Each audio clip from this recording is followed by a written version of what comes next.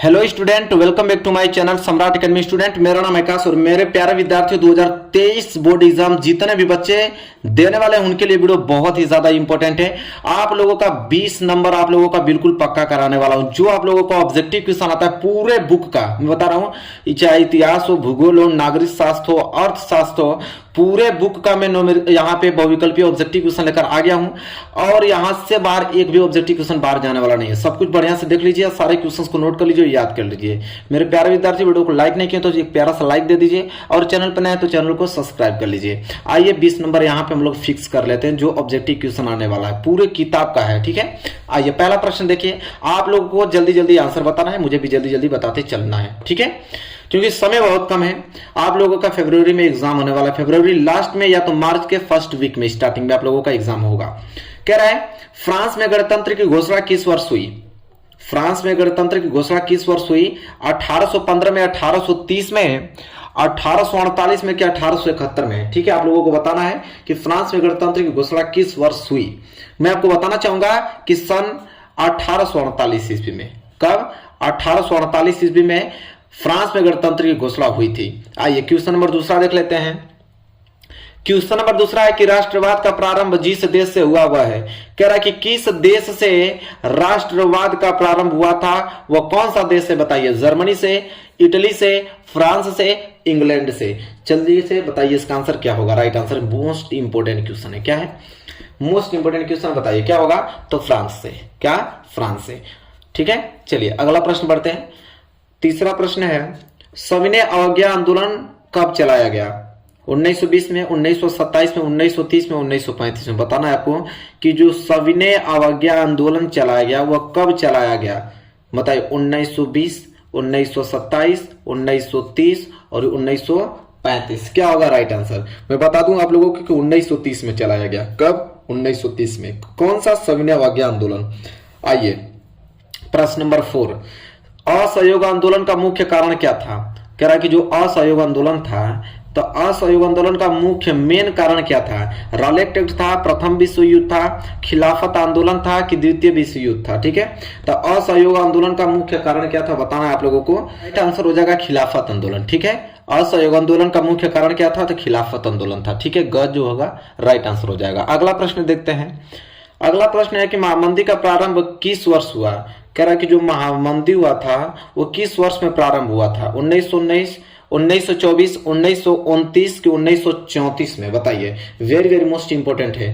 तो इसका right answer हो जाएगा ग, 1929 में महामंदी का प्रारंभ हुआ था। ठीक है, चलिए अगला प्रश्न नंबर 6 देख लेते हैं। प्रश्न नंबर 6 है कि संयुक्त राष्ट्रीय संघ का मुख्यालय कहां पर स्थित है?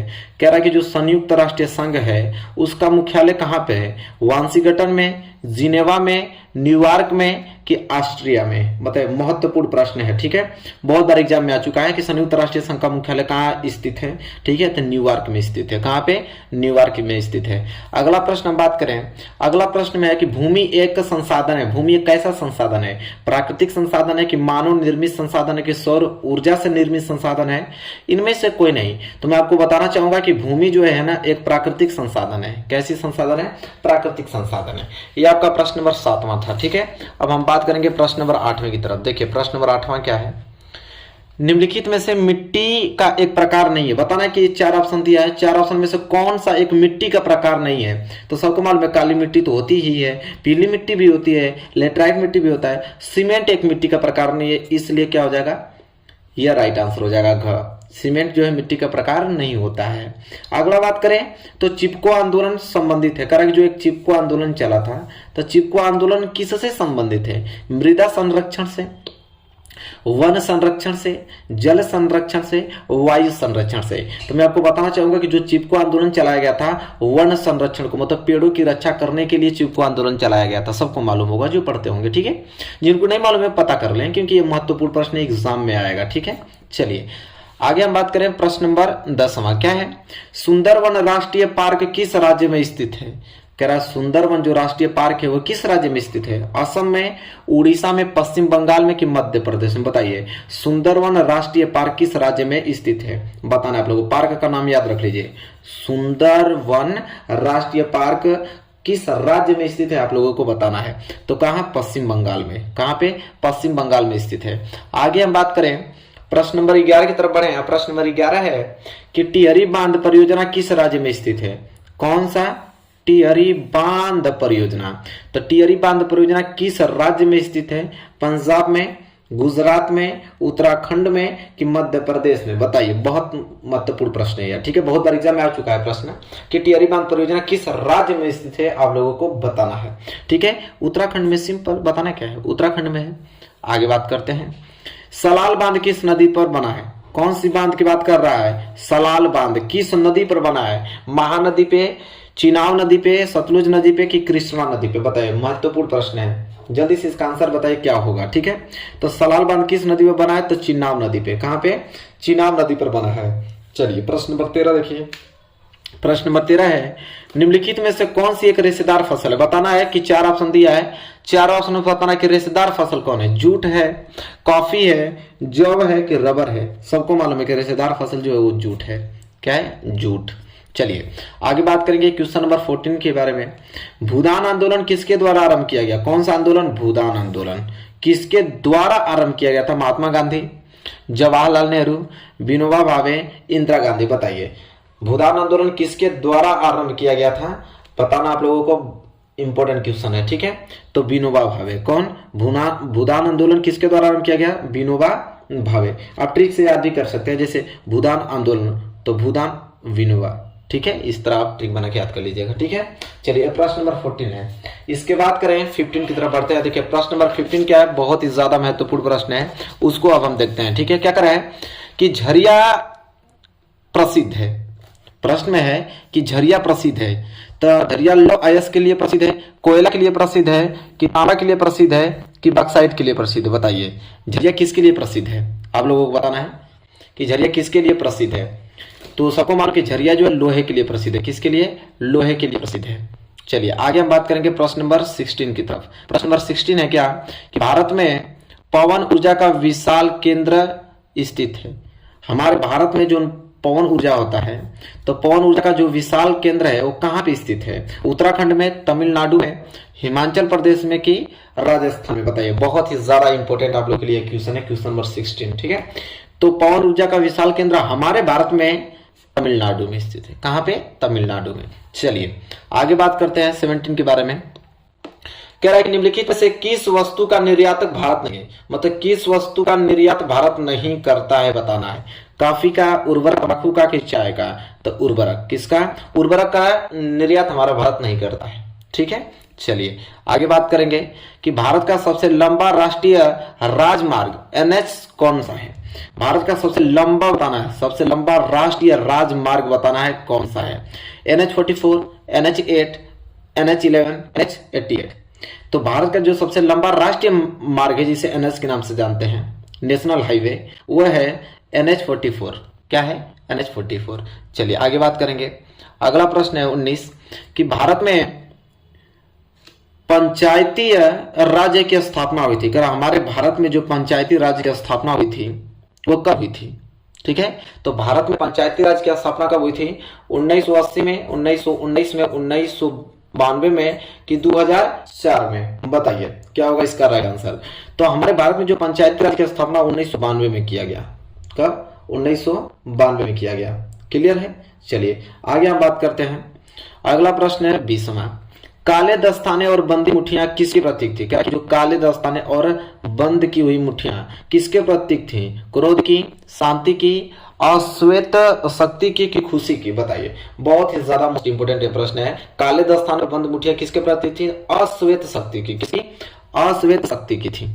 चलिए आगे बात करते हैं प्रश्न नंबर 21 की तरफ। और प्रश्न नंबर 21 है यहाँ पे, धर्मनिरपेक्ष राज्य में कह रहा है कि धर्मनिरपेक्ष राज्य में धर्म का कोई स्थान नहीं, एक राष्ट्र एक धर्म में विश्वास, कि केवल बहुसंख्यक वर्ग के धर्म को मान्यता, कि सभी धर्मों को समान समझना। तो देखिए जो धर्मनिरपेक्ष राज्य में जो होता है ना, वो सभी धर्मों को एक समान समझना होता है, ठीक है। तो घ क्या हो जाएगा, राइट आंसर हो जाएगा, ठीक है। यह आपका प्रश्न नंबर 21 था। आगे हम बात करेंगे प्रश्न नंबर 22 की तरफ। देखिए प्रश्न नंबर 22 है कि नेपाल में लोकतंत्र की स्थापना हुई। कह रहा नेपाल में लोकतंत्र की स्थापना कब हुई थी?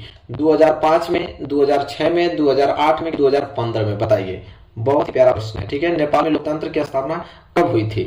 तो 2008 में। बता दूं आप लोगों को कब? 2008 में हुई थी। अगला प्रश्न देखिए, प्रश्न नंबर 23। और प्रश्न नंबर 23 यह है कि मानवाधिकार दिवस कब मनाया जाता है? बताइए आप लोग, मानवाधिकार दिवस कब मनाया जाता है? 10 दिसंबर को, 5 सितंबर को, 14 नवंबर को कि 15 अगस्त को? मानवाधिकार दिवस कब मनाया जाता है? बताइए। 23 का राइट आंसर क्या होगा? तो मानवाधिकार दिवस कब मनाया जाता है? 10 दिसंबर को। 10 दिसंबर को मनाया जाता है। आगे हम बात करें तो निम्न में से किस राज्य की प्रति व्यक्ति आय सर्वाधिक है? यहाँ पे 4 ऑप्शन दिया हुआ है, बताना है कि कौन से राज्य की प्रति व्यक्ति आय सर्वाधिक है? हरियाणा, बिहार, राजस्थान, मेघालय? चलिए बताइए क्या होगा राइट आंसर। ठीक है, 24 का। तो मैं आपको बता दूं, हरियाणा। हरियाणा का प्रति व्यक्ति आय इन सभी तीनों राज्यों से ज्यादा है, अत्यधिक है। ठीक है, चलिए क्वेश्चन नंबर 25। क्वेश्चन नंबर 25 यह है कि निम्नलिखित में से किस वर्ष महात्मा गांधी राष्ट्रीय ग्रामीण रोजगार गारंटी एक योजना चलाई गया? कह रहा है कि किस वर्ष में महात्मा गांधी राष्ट्रीय ग्रामीण रोजगार गारंटी योजना चलाई गई? 2008 में, 2010 में, 2005 में कि 2000 में?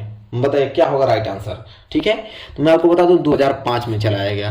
कब? 2005 में, याद रखिएगा। इसके बाद 26 क्या है?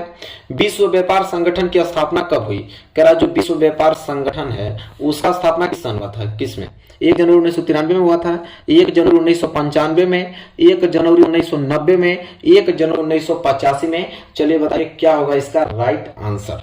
विश्व व्यापार संगठन की स्थापना कब हुई? तो मैं बताऊंगा 1 जनवरी 1995 में हुआ था, याद कर लीजिएगा इसे। ठीक है, यह प्रश्न बहुत एग्जाम में आ चुका है। आगे हम बात करेंगे 27 को लेकर। 27 प्रश्न है कि विदेशी व्यापार किन मध्य होता है? कह रहा जो विदेशी व्यापार होता है वो किन के मध्य होता है? 2 देशों के मध्य, 2 प्रदेशों के मध्य, 2 नगरों के मध्य, 2 गांवों के? बताइए, बहुत ज्यादा प्यारा प्रश्न है कि विदेशी जो व्यापार किन के मध्य होता है? तो विदेशी व्यापार है वो 2 देशों के मध्य होता है।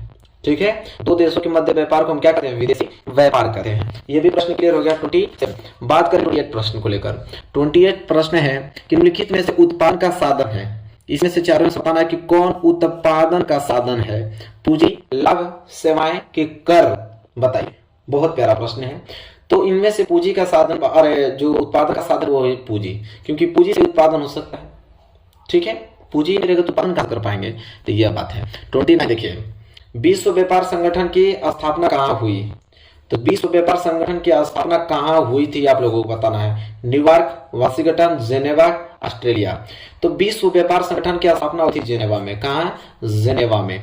ठीक है, चलिए आगे प्रश्न बात करते हैं। प्रश्न नंबर 30वां। प्रश्न नंबर 30वां है कि भारत में उपभोक्ता संरक्षण अधिनियम कब पारित किया गया?